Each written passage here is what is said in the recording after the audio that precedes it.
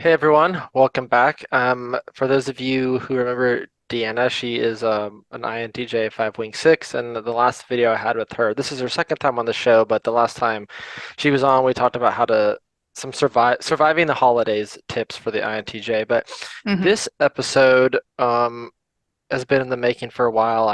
Scheduling is actually very hard for both of us.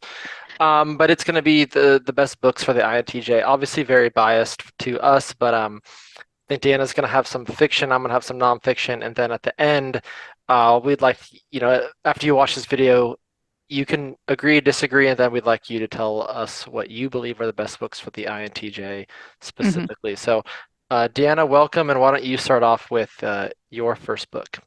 Thank you, thank you. Yes. So I I started with a large list and then I kind of narrowed it down and weirdly mine all fit into like sort of a theme. But the one I will start with first is The Fountainhead Oh, by Ayn Rand. I believe is how you say your name, but sorry if yes. I'm not saying it the right hmm way. Have you read this? No, but it's like, is that It's like the INTJ 101. Yeah. is that that's her like what's the other one that she does that's really popular? Anthem is small, short. Right. And then the other one is Atlas Shrugged. Atlas Shrugged. That's the one that I thought was like the libertarians, the Yeah. objectivists, like All of them manifesto. have that flavoring. This one, though, I felt like I really bonded with the main character, Howard Rourke. And I have a quote, actually. I don't know if you can read it, but Yes, there we go. Spark by Irreplaceable Spark. So Oh, that's from this book. And wow. the whole quote is amazing, but I'm going to misquote it, but it's basically like, do not let the fire in your soul go out. Spark by irreplaceable spark by the basically people who live their lives by half, like who are not Oh, fully ambitious, mhm. fully, yeah. But Here it it is. was I got it. Do not let your okay. fire go out. Spark by Irreplaceable Spark. In the hopeless swamps of the not quite, the not yet, and the not at all. Do not let the hero in your soul perish in lonely frustration for the life you deserved and have never been able to reach. The world that you desire can be won. It exists. It is real. It is possible. It's yours. I love that not quite, not, you know what I mean? Because I Yes. feel like that's so much. Um, my theme of my books without realizing it, right? Because I picked them out and I narrowed it down. Right. And then I was like looking at them and I was like, they're all sort of, first of all, they're all fiction, which I thought was very interesting just for an INTJ in general, because I myself, but also just I assume most INTJs are so focused on like knowledge information gathering that we would naturally gravitate toward nonfiction. All of mine are fiction, but all of mine view society in a very specific way, which I feel like the INTJ does, right? Which is kind of like, why are people such idiots? Sure. One way. But all of the authors have a very different approach with how they deal with that struggle. I love And that. this one, yeah, I honestly, I just realized this morning when I was picking out my books. This one, so Ein is very, I'm going to say like ragey. And she has a very aggressive stance, and her character has a very aggressive stance with like not being beaten down by the status quo average consortium groupthink kind of. And I read this book for the first time, I want to say it was either early college or late high school. And it was like the first time I read an author and I was just like, yes. Yes. Like Where have you like there been? weren't any parts that I was like, this is lame. So yeah, I was super, super into it. And everything I've read from her since then, I've also enjoyed. It can get a little bit political because she was a libertarian, um, but or objectivist rather. Right. What was I going to say? Oh, it's one of those authors. I don't know if you do this, but I do. When I find an author I really like, I almost want to like savor it.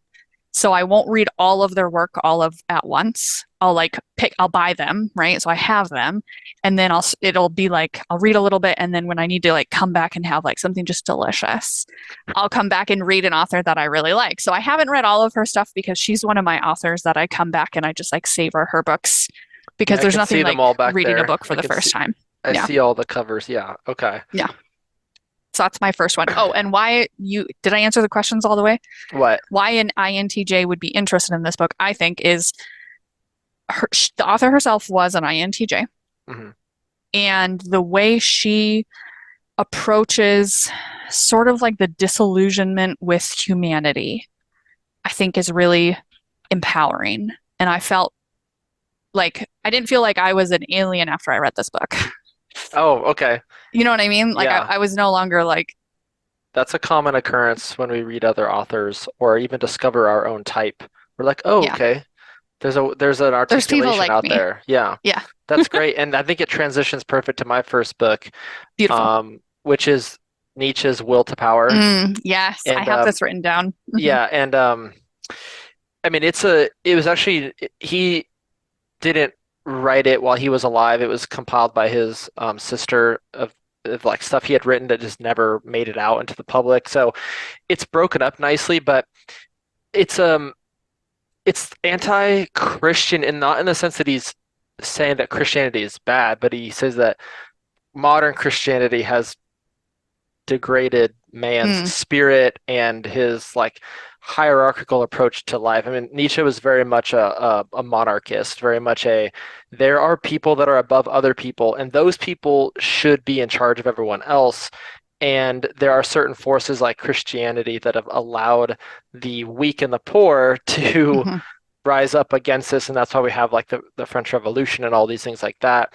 Um, but Catering to like the weakest link. catering to the weakest link or everyone is equal. He hates equality and he hates he was probably talking about So extroverts at does this Rand. Rand, Yeah, of course, of course. yeah. And he talks about he probably doesn't know the word extrovert at this time, but he calls this group of people these gregarious animals, people that Mm, are just loud and they enjoy the moment and they have no future oriented mindset. Of course, an NI type would he is an yeah. INTJ, of course, probably one of the most stereotypical Hmm. INTJs out there. But why an INTJ would like is because he has this. I think a lot of INTJs believe that they're atheists or they might be spiritual, but they might be atheists. But he doesn't quite he takes a nuanced take, I guess, as he says like Sure. Christianity is good, but like Mm, the old school Christianity, not this new age big tent, everyone's welcome. He mm, hates that.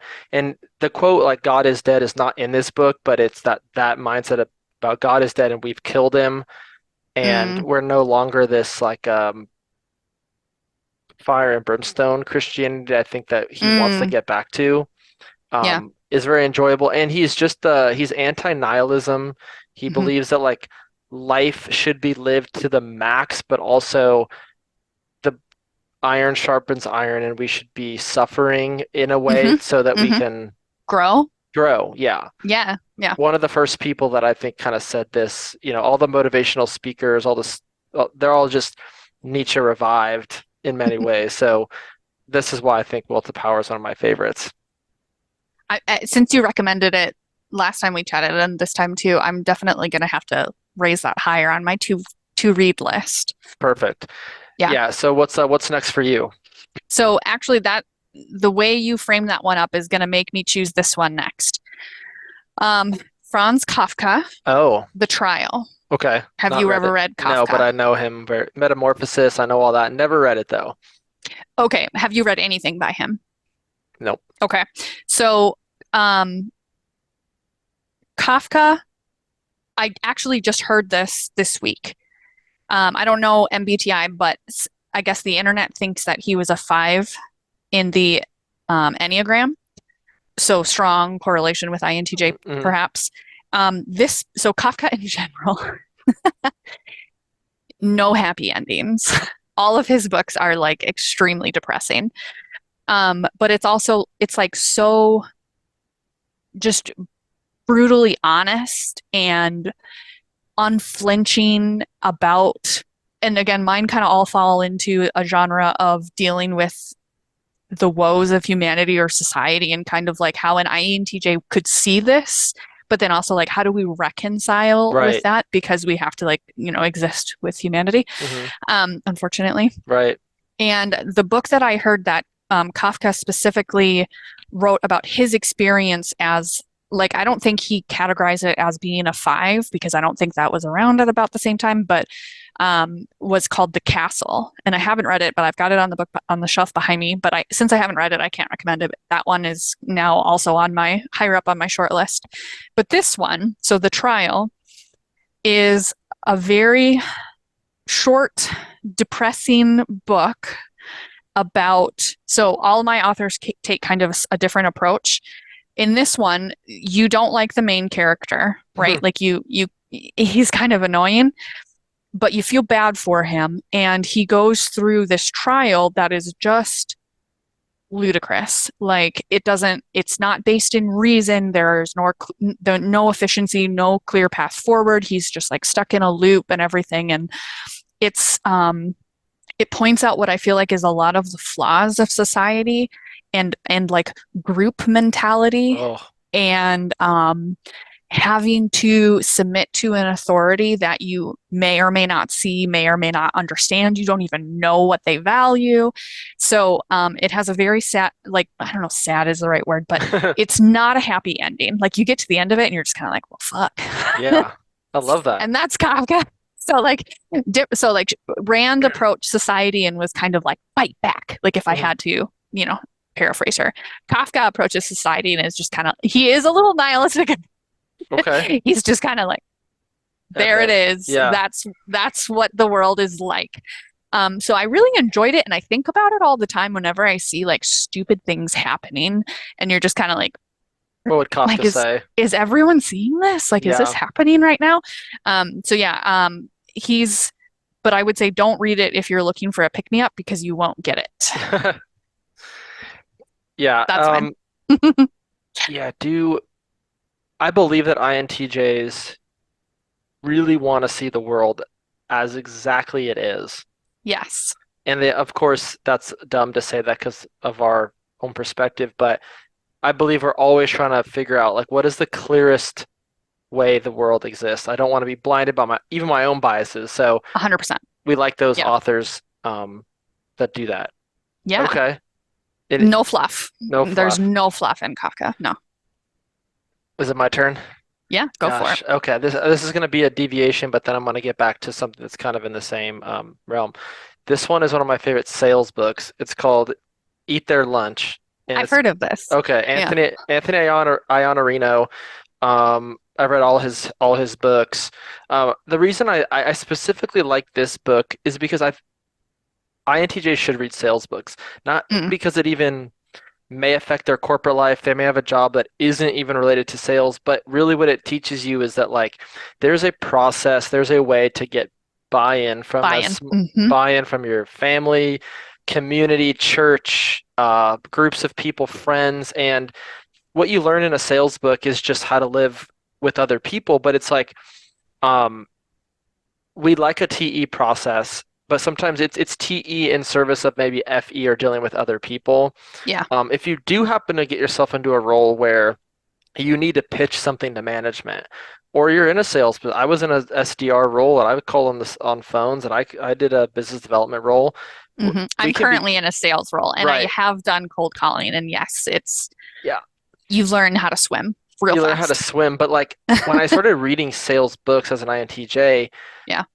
when I saw an opener or a closer or a whatever or a subject line tactic, I was like, I'm going to implement this right away, and it works, and you build up confidence. So Yeah. a sales book for an INTJ is great. And the title Eat Their Lunch is about taking away work from your competition. It's how do you capture the mind share in a social media age? How do you make yourself seen by being unique, which we're pretty good at, being interesting, and being bold? And I'm like, this is an INTJ book written by definitely not an INTJ, but we can learn from it. That's beautiful. I love that because I do think there's so many sales strategies that work in life. And I feel like INTJs expect people to be robots because Right. at least that's how I feel. So when people don't behave like logically like robots, I'm kind of like, I don't understand. I've given you logic. Sure. Why aren't we on the same page? And it's because the rest of humanity is largely sensors, largely feelers. Hmm. Yeah, it could be that. It could be that, or it could just be we're like bad at articulating our Blunt points. force. Yeah, or just blunt force, and Yeah. it turns people off. So Yeah, exactly. I love sales books. I mean, I just think Hmm. I'm always like, man, this is great stuff. Like half 10% of it I think is good. 90% I've heard before, but um I'm really that glad to have a sales book that isn't Dale Carnegie oh my because God, I'm done with I that. feel like Mhm. that is so overused and I'm so tired of those tactics that I'm just like anything but. I'm sure they were good at the time when they came out, but right about now, I'm like, if someone says my name 7 times in a meeting, Oh like I my want to God. hang up. You know what, Deanna, that's a good point. You know, Deanna, I'm like, okay, dude, we all read Stop. Dale Carnegie. Like, get over No, yourself. I'm exactly. glad that you noticed the name thing because that's like the most common tactic. Oh, So it rubs me the wrong way. it Yeah. totally does. So, what do you got? What's next for you? All right. So next, I'm gonna go. All right. I'm gonna go unconventional. This Oh, is Jane Austen another INTJ. and another INTJ, which is like easy for me to pick out for that reason, but probably I'm willing to bet not a lot of INTJs have read Austen I haven't. because the genre that she writes, I think people picture her to be like, oh, it's like a romance book. Hmm. It's a period piece romance book. And why would I want to read that? Because I'm not normally interested in romance books and I'm not normally interested in period pieces either. But Austen, I sort of stumbled across her and I just was like, yeah, she's well known. I should at least give her a chance. And I read it and she is so funny. She's so like sly and cuttingly funny. And Yeah. her approach towards society, because again, mine all fall in this theme. Her approach towards society is just sort of to like sit back and like kind of quietly giggle at the ridiculous things that people do, right? So the main character you like, but Mr. Darcy in this book, I believe is an INTJ. So she's written him as an INTJ too. And he is not the main character, but without giving too much away, he's the main character's love interest. But it's not overly like gushy romantic. Like she mostly just makes fun of people a lot in this book. And I found myself like openly laughing at the things that she would describe That's great. society doing and like the common practices and just kind of how like ridiculous people are. And her little witticisms that she would throw in there. Like I was just like, oh man, like I should put that on a t-shirt. Like, so yeah, Jane Austen, great, Why would kind of INTJs like it? offbeat because Jane is an Yeah. INTJ and she makes fun of everyone else in this book in a laughable way. So, like, if you're having a hard time dealing with society and you want to feel like more depressed about it, Kafka. There you If go. you want to feel empowered, Rand. If you want to like kind of get a laugh out of it and like, oh yeah, that's a little feel good kind of a thing, that's where I would say Austen. I love it. Good. You're picking out some great. You're just. It's a good All mine eclectic weirdly mix. fell into a theme. Yeah. That is really cool. Anything else you wanted to say on that one? Um, Is it that's the last like that one's pretty short. It looks like a short read. it is. It is. Yeah, it's like similar in size Yeah. to both of Uh, them are the Fountainhead's pretty long, but don't let right. that put you off. But yeah, it is pretty short. I had seen She's Darcy yeah, being mentioned as like, personality database. If you do fictional characters, he's like one of the top INTJs, like the most votes. yeah, yeah. So it must be clear. He must like easily distinguish himself clearly as that type. So you don't read the book from Darcy's perspective. So Hmm. you see how Elizabeth experiences Darcy. And at first she thinks he's totally rude and very um out of touch and kind of like serious and she likes to poke fun at him Any because bad things he's about him? no, exactly. She hates him and she's just like but then she realizes over the course of the book and that's why it's Pride and Prejudice is that both of them their own pride and prejudice kind of kept them from connecting with each other.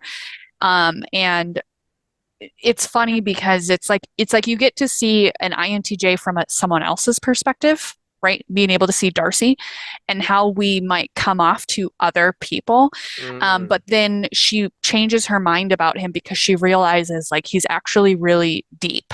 And everything he's done is very thoughtful, and everything he's done was in her best interest. And like all of these things that just kind of she re she'd realize that she loves him at the end of it. It's not gushy like it's Rand's, or sorry, Rand, Austin. Austin's. Yeah, she's not gushy, which I appreciate in her. It's still a love story, Sure. but it's not like modern day love stories. It's a Victorian love story, so like Oh it's yeah, not. it's very proper. It's very yeah. But it's funny because like written knowing that Austin was an INTJ later, it was almost like she's writing about herself and how she might be perceived Right. from someone else. That's cool. Yeah. Yeah, I think she's on my Goodreads list of to read, but not even in the queue. Like hasn't made it into the almost ready to buy pipeline, but maybe now that I've kind of mentioned it with Nietzsche, maybe I'll bump Jane up a little bit to Yeah. the top. So that's a great one. Now, my next one is a one that I don't know if you can buy it anymore. Mm. It's called Stop Reading the News. I It's think I've heard of this one too. it's by a guy named Rolf Dobelli, but like when you look at it was printed by Hachette, which is like a big five producer, but it was in India, so I couldn't get it on Amazon. I couldn't get it on like Barnes and Noble or any big retailer. So I Yeah. think I had to go to like his website or it took like, and when it arrived, it was just packaged like in bubble wrap. Yeah. But it's a manifesto for a happier, calmer, and wiser life. And Mm. this is one of the things that convinced me that because I had a point in my life where I was watching the news every day, political Hmm. stuff, world stuff, Yeah. and it was very like I was depressed, but I couldn't figure out why. Because the more knowledge you have, the better. But like this guy changed my mind about how the news is so irrelevant to your life. Yeah. And he points out this thing, and if you ask people this question, you say, okay, this year's 2024. Tell me in 2023 the top five biggest news stories. And people can be, oh yeah, it was a blah, blah. Okay, tell me in 2019 the biggest news stories. So like, and it's just the news is a fleeting thing where Hmm. you can't even remember. But if I were to start listing things, you'd be like, that was really big in that moment. Right. And he was like, It's like a flash in the pan. it's a flash in the pan. And he talks about how um, news is written, for ads and stuff like that, and that he there's almost nothing except for disasters. Like he said, the only thing he could calculate in his last 10 years Hmm. was there was a volcano where he was trying that was going off, and he was Yeah. trying to a flight was canceled, and Mm. he didn't plan ahead. So Hmm. yes, reading the news would have affected him in that moment, but he said like over the span of 10 years, if he didn't ever check the news, his life was not actually affected at all. It's really hard to contemplate that. So do you now, since having read it, do you watch the news? No, I don't watch the news. I can't help if I'm on LinkedIn a Yeah. lot, I see Yeah. news stuff, Yeah. and I might click into something to see if there, but then I'm You're like, human. Yeah. I'm human, but like his whole thing is like he was a journalist and he presented this idea to a group of journalists and they all just went, oh, what do you mean you Hmm. can't read the news? And they're like, you're gonna be an idiot. We're not, it's like, oh man, that's actually not true. And it's Yeah. so I thought this was like, it's something that tests the INTJ's ability to like not endlessly doom scroll or think that news makes you smart. Right. And that's hard for us because we think knowledge is power, but we realize we're just getting catered stuff to us that is actually Hmm. not It's not um knowledge, it's it's not clickbait. knowledge. It's clickbait. It's what some politician tweeted about, what some athlete tweeted about, all not real stuff. And one of the things he talks Hmm. about is if you want to know something about a subject, read a book like 5 years after it came out because news in the moment when an event is breaking Mm. is speculative and or could be completely wrong. Hmm. Yeah. So I found that if I read a book, like I read a book on like if you read a book on what's the subject? Uh okay, I have a book on Bin Laden and 9/11. It was Sure. written like in 2010 or something. But Mm-hmm. I guarantee that I know more about that event than those that just followed it during it because it's like Oh actually yeah. is researched and it's like some of the stuff is more sober than like the emotional stuff. So I'm like, if you read, what do you think about that? I mean, do you read the news? Do you watch the news? Do you care about the news? So when you started talking about this, I was like, ooh, very interesting. A couple of years ago, I don't remember exactly how many. I want to say 2021, but I had this epiphany where I was doom scrolling and I noticed that it was like very much so affecting me and how I felt about not just my day, but like humanity and like where are we going and like is it worth it? So it took me a couple of months to like fully convince myself, but I deleted every single one of my social accounts and I stopped watching and reading the news.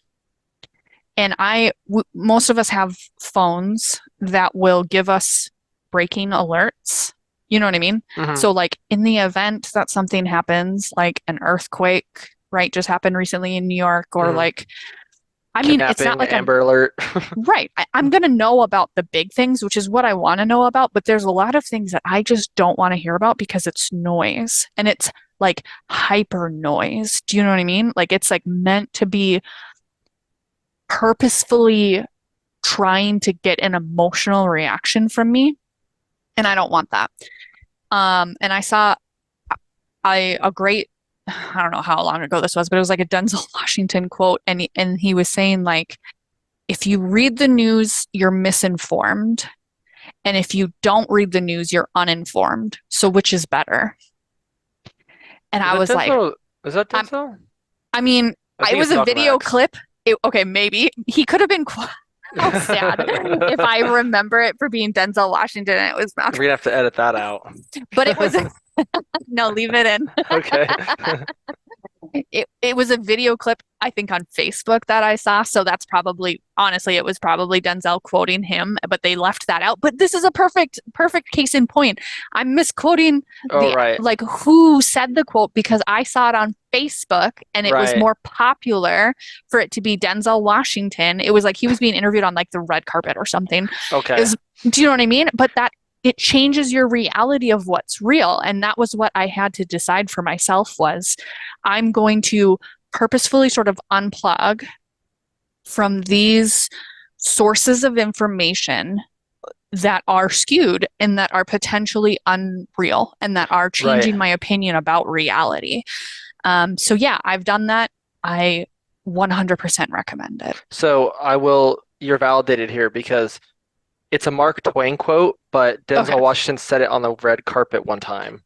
So Denzel Washington was quoting Mark Twain, But and then here's the I thing, thought it was Malcolm X. So we just it did should great go right there. down, it should go down as a Mark Twain quote. Do you know what I Right. mean? But it's like my memory of what I saw Denzel Washington Yeah. saying it. So I'm like, oh yeah, he said it. But I mean, that's a perfect example of like how media can misconstrue reality for you because it's clickable. Right. And that's not the kind of person I want to be. There you go. And it's a hard transition to get out of that, but you probably couldn't recommend it enough. So um Try it because you yeah, can all of those things you can sign back up for. It's not a big deal. yeah. If your job requires it, like my job requires me to be on LinkedIn. I have So LinkedIn still, right. And so but I'm it's not scrolling. Nobody's scrolling LinkedIn. and no one's really like and that's another thing is like, do you think that those news articles are there like just they're not promoted or certain companies with spending big advertising dollars are not getting their stories or their competitors' stories out there? So it's like it's Hmm. not even a fraction of the news. So what do you got next? All right. This is my last one. Yes. Vonnegut. Kurt Vonnegut. Oh, Have you I read him? have I've read like four of his books, but not that one. So this one, I haven't read all of his. He's one of my most favorite authors that I savor. So I like slowly over time. But of the ones that I've read so far, this one's my favorite. So it's The Sirens of Titan. And he has the most humorous approach towards the misgivings of society. And Vonnegut is very just bizarre, like genre bending. Like you read him and you have in your idea, like, oh, this is what type of book it is. And then all of a sudden he starts talking about aliens and you're like, I'm sorry, what?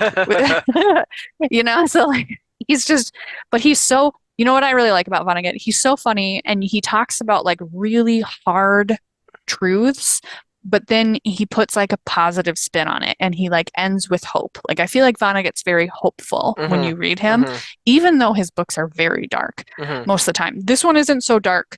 This one's about kind of like the misgivings of um a, I can't even remember the main guy's name. It's been a while since I've read it, but he gets stuck on a planet for like thousands of years because of an accounting error at his home planet.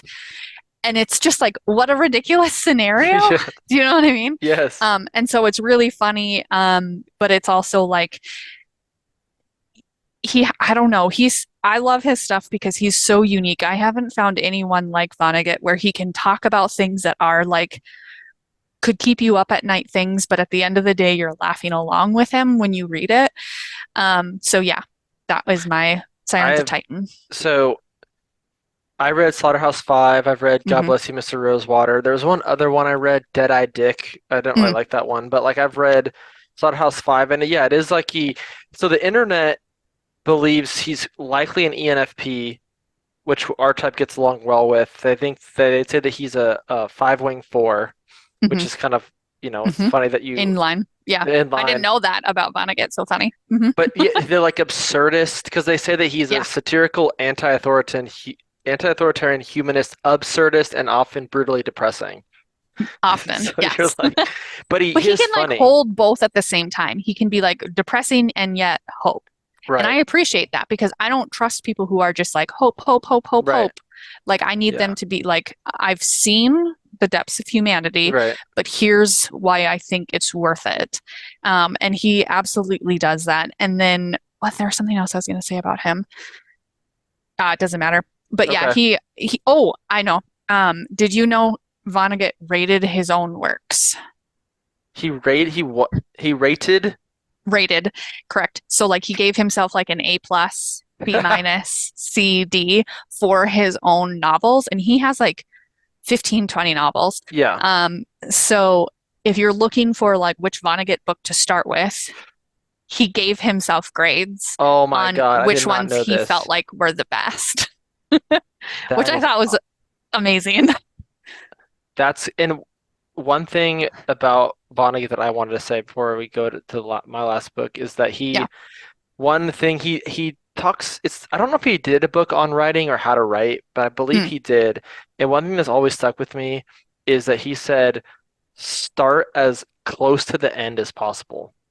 mm, And it works because if you start to write, even you write and then you can backtrack as you're like at the very end, you mhm. explain the middle parts later.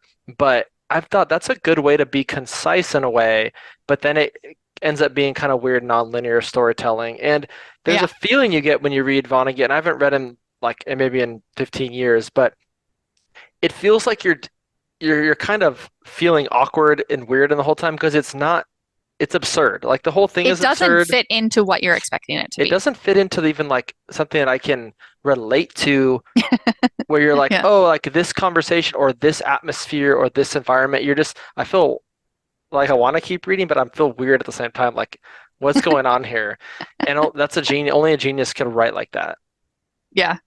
That's a I good think one. about I don't remember what book it was, but it was probably Slaughterhouse-Five. He gave an analogy for time instead of it being like, or it was like how humans experience time by walking through mountains. But he was like, you can learn to experience time by stepping back and seeing the whole mountain range. Mm. And like, I think about that all the time because it was just such a beautiful visual of, I don't know. Yeah. He's one of those authors that like, he kind of sticks with you. Yeah, that's great. Um, I'm glad you picked Vonnegut because I haven't read him in a long time. And I think the last book is very self-serving, but it's my own book. But really, it's the newest for it's the it's Marvel and Sculptor version 2, which is Yep. called Perspectives on Personality, and I rewrote this book pretty much. The first version was not up to my standards, but I just wanted to get it out there. But it's been rewritten, republished, real author, real author, real editor, real publisher.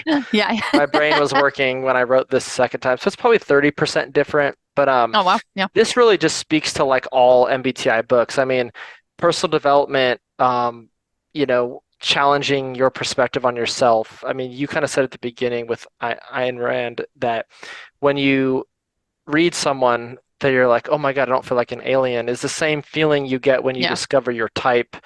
If you're an INTJ, I hear more INTJs or NTJs say this about themselves, like, oh, I don't feel like I'm alone. There's other people. There's a way to describe Hmm. this feeling I have.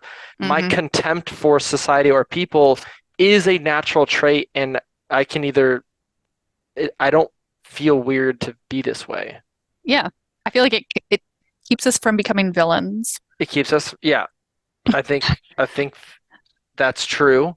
But yeah, so my book, I just put it in there to like encapsulate all type books about type. Either it's Enneagram, if you want to get into it, anything, astrology, I don't even care, human design, Clifton Strengths Finders, all these things are good for you. Um, but the And I just bought it, so I'm excited to actually read it all the yes, way because yes, I had only read half of it on my Kindle before. right. And that's funny about the Kindle is I used to think that like who wants to read on a Kindle, but now I just think I have it on my phone. I read on my phone, and now I read a lot of books on Kindle. But I was gonna say one thing about the book, which was for INTJs, um, I have heard other people talk about their problems with INTJs, Mm, and they know that that's their type. Like the person that they're talking about, like like my boyfriend or a guy that I like, he's an INTJ, but like he never did any work on himself. He mm, just like took the test, got INTJ, and then was just arrogant forever after that. hmm. Like Sure. never did any work. So like what I would say is if you figure out your type, you have to do something about it for the positive and not Hmm. just sit there and go like, yep, I'm the best type, which we could do, which would be easy. Uncontested. Yeah. It's similar to like I feel so very interesting. I'm gonna Mhm, have to pay attention to that when I get your book in the mail. mhm, A lot of the INTJ literature online, which I feel like is the gateway to when you start learning about type, like before you start reading books, you'll mhm, read up some articles, kind of describes you as you are right now, but doesn't necessarily tell you where to improve. Like it might mhm, tell you what your weaknesses are, but it doesn't tell you how to improve said weaknesses. And that was where I liked learning more about Enneagram mhm, because they had very clear like growth paths and everything. Um, but interestingly, I was just reading about it a little bit, well, listening rather on a podcast, but or an audiobook, sorry. And it was saying that the type 5 has a reluctance for growth, I guess, because our vice is barriers. And we've constructed these barriers to be safe. And like, with our resources, with our energy, mhm. with our willingness to engage with stupidity, like, I mean, everything, right? This woman who I don't even know what reading the book, but then also I believe she was the author, was saying like INTJ or not INTJ, sorry, type fives need to learn to make better relationships with less barriers so that they can learn that other people don't have to drain your energy, but they can actually like give you energy back. And I was like arguing with her in the car while I was driving because I was like, how do you know? You're yelling That's at the car. yeah, but I was like, that's not my experience with people. You know what I mean? And then I was just kind of like, it was me affirming my own Right. bias about, yeah. Right. The five, yeah, the five is a interesting type, and we're both five wing six, and I Hmm. really like the five wing four type, which a lot of authors that I like Vonnegut is a five wing four, so he can go places that we still see, like we still like aspire to like Hmm. think that More way, but we emotional. just Yeah. can't get there all the time. But yeah, the Enneagram is good because it just like healthy 8, and then unhealthy, I think is, I can't remember where we go when we're unhealthy. Do you remember? In regression, oh, 7, I think. Yeah, 7. 7. Okay. Okay. Yes, in type it is not as direct as like where do you go to improve? You can theoretically improve on any of your functions theoretically, but with Enneagram I think it's very clear when we're doing 8 activities and we're Hmm. doing it well. Hmm. Um, I think that would probably be like, God forbid I say his name, Elon Musk. Like I think if he's a Yeah. INTJ 5, when he's in 8 mode, like doing stuff challenging, taking Hmm. action, going after things, I'm like, yeah, that's the example of where I want to be. Well, there's so much overlap, I feel like, Enneagram, MBTI, Hmm. because if you think about it, type 8 is ENTJ, that's co-pilot or what's the word I'm looking for? Hero, dominant, oh, Secondary passenger, for yeah, whatever. our Function uh, stack. thank you. Yeah. And that's the one we're supposed to like lean in on to Hmm. like self-actualize because otherwise we can get stuck in kind of like ruminations and never actually carrying things out. Right. Um, but then if you think about it, the bad characteristics of 7 is our Shadow. uh right. ENTPs are 7s usually. Yeah, and but it's like the FI. Is it Oh, FI? okay. I should have looked at it before I Well, make it sound like I know what is I'm talking about. 7 the innovator? What's 7 is 7? the one that's like really into like experiencing life and like they're super driven for like, let's do something now, let's go skydiving, let's eat at a really great Oh, restaurant, like let's the like enthusiast. they're just like into life. And then what that looks like in a negative side is like overuse. So like Oh, drinking right. too much or being obsessed with something that isn't healthy or Right. exercising too much or yeah, That's right. Okay. Because the 7, okay, so a 7 is where we go when we're in regression or unhealthy. Yeah. unhealthy. Yes. And that's so clear. Hmm. That is just like, it's so But that's the clear. toddler. That's the toddler in the Yes. back. That's In the like you need to back. give them fruit snacks every once in a while, but don't let them drive the car.